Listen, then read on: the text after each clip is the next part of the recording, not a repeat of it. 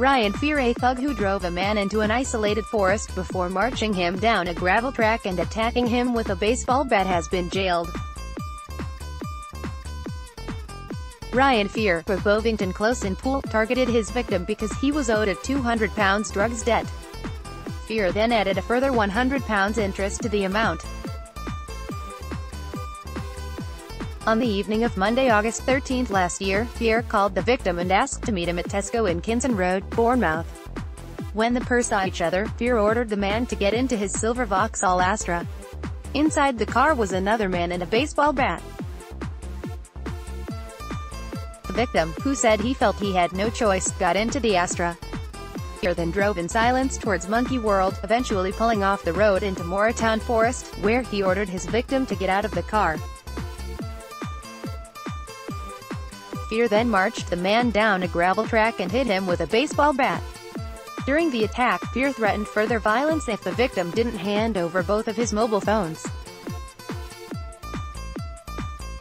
He then stole them to prevent the victim from calling for help.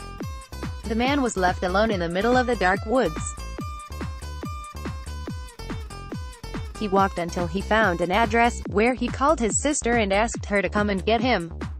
He suffered injuries to the back of his head and his elbow in the assault. The following day, Fear contacted the victim again and asked for the £300, which was paid.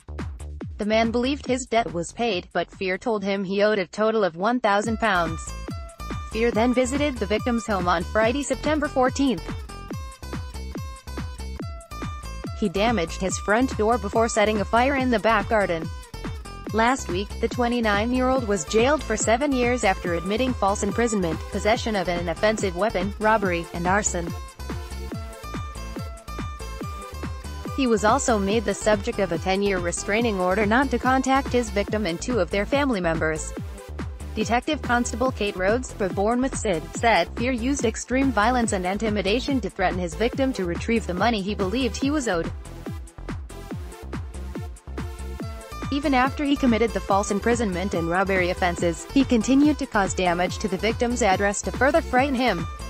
I hope this lengthy sentence will send out a very strong message that offenses such as this will simply not be tolerated and that victims will be supported regardless of the circumstances.